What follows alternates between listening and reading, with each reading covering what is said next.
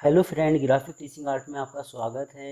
आज मैं आपको फ्लैश में एनिमेट में बताने जा रहा हूँ। जैसे फाइल में गई कंट्रोल एन एक न्यू शीट लेता हूँ मैं। इस तरीके से मैंने कोई नई शीट ली। तो मैंने पिछली वीडियो में आपको मास्किंग के बारे में बताया था कि हम मास्क कैसे करते हैं। आज मैं आपको बताता हूँ गाइडलाइन के लिए। तो हम सबसे पहले मैंने इस फिल कलर को किया नन। आपने यहाँ जाके इसमें कोई भी कलर दे दिया आउटलाइन में इस तरीके से। तो हम राइट क्लिक करते हैं, मैंने किया गाइड पे क्लिक। तो इस तरीके से गाइड आ गई। आपने एक न्यू लेयर्स ली, आप इसको नीचे रखेंगे तो इस तरह का इफेक्ट आ जाएगा। तो इसमें थोड़ा हम मेहनत करते हैं। अगर हम चाहते हैं कि हमारी लेयर्स ऑटोमेटिक आ जाए, हमें लेयर्स लेने की ज़रूरत ना हो, तो आप राइट क्लिक करेंगे। मैंने किया ऐड क्लासिक मोशन गाइड पे क्लिक, तो ये ऑटोमेटिक बन के आ जाती है। तो ये जो गाइड है आपकी, इसमें मैं कुछ लाइन दूंगा और इसमें मैं ऑब्जेक्ट शो करूंगा। तो मैं आपको करके दिखा रहा हूँ। तो जैसे मैंने यहाँ एक रेक्टेंगल लिया, इस तरीके से मैंने कोई रेक्टेंगल शो किया। आप क्या करते हो, इतना हिस्सा सिलेक्ट करते हो और डिलीट कर देते हो इस तरीके से। ये मेरे जो मैंने कुछ इफ़ेक्ट बनाए थे आपको आगे फ्लैश में। तो जो फ्लैश CS5 था, उसमें मैंने इस तरह का कुछ इफ़ेक्ट बना के आपको दिखाया होगा। मैं पूरा आपको दिखा रहा हूँ कि हम किस तरीके से क्या काम करते हैं। तो जैसे मैंने ये गाइडलाइन है, इस पर आप कोई भी लाइन शो करेंगे और लेयर जो है उस पर कोई ऑब्जेक्ट शो करेंगे। तो मैं इसमें क्या करता हूँ, लेयर पे आप यहाँ जाके इसको करते हो नन, और यहाँ जाके मैंने कोई भी इस तरीके से इफेक्ट लिया और आपने कोई इलिप्स ले लिया इस तरीके से।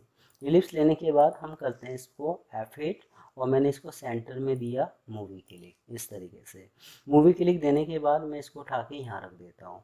तो ये जो प्लस का आइकन आ रहा है बीच में, तो उसको पॉइंट को, जो प्लस का आइकन आ रहा है और जो लाइन हमने दे रखी है वो बिल्कुल उसके सेंटर में होनी चाहिए। पहली चीज़ तो जो नए वर्जन आ रहे हैं उसमें ऑटोमेटिक ले लेता है। जो पुराने वर्जन है उसमें हमें एरो की से मतलब सेंटर में देने पड़ते हैं, इस एरो की से। तो हम क्या करते हैं, यहाँ जाके जैसे मैंने किया 40 फ्रेम, या आप इसको करते हो 60 फ्रेम। मैंने दोनों को सिलेक्ट किया और F6 कर दिया इस तरीके से।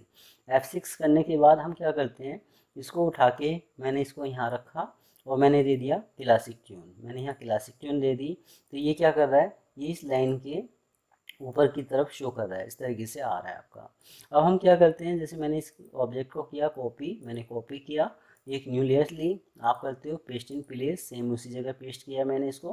पेस्ट इन प्लेस करने के बाद हम क्या करते हैं, यहाँ जाके इसको मैं लॉक लगा के I1 कर देता हूँ, क्योंकि यहाँ मेरा कोई ऑब्जेक्ट नहीं है, ये F7 है, खाली फ्रेम है आपका। तो यहाँ भी मैं करता हूँ पेस्ट इन प्लेस इस तरीके से, और इस ऑब्जेक्ट को उठा के मैंने यहाँ रख दिया।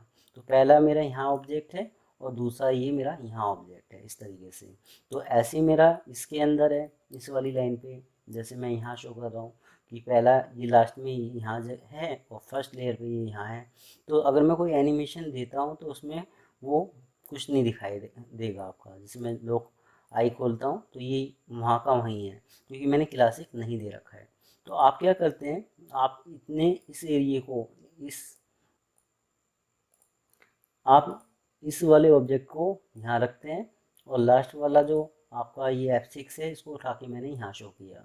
अब आपने क्लासिक दे दिया तो ये लगेगा कि ये आमने सामने से आ रहे हैं इस तरीके से। तो मैं दोबारा दिखाता हूँ आपको, जैसे ये इस तरीके से आमने सामने से आ रहे हैं। तो जब आप एंटर करते हैं तो ये इस तरीके से दिखाई देंगे आपको। अब मैं चाहता हूँ कि ये थोड़ा घूमता हुआ है।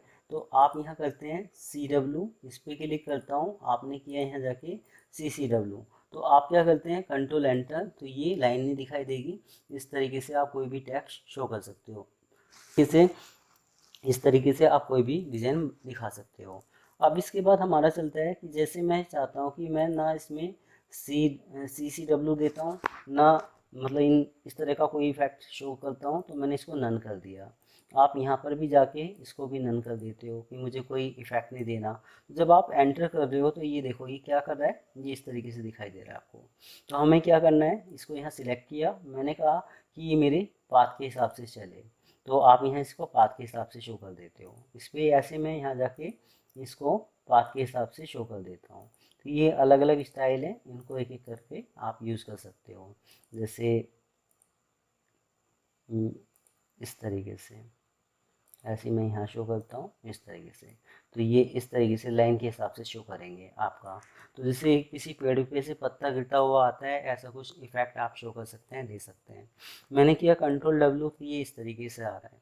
तो आप इस तरीके से कोई भी गाइडलाइन से कोई भी इफेक्ट शो कर सकते हैं, बना सकते हैं। तो आज मेरी ये वीडियो आपको कैसी लगी आप मुझे ज़रूर बता सकते हैं। धन्यवाद।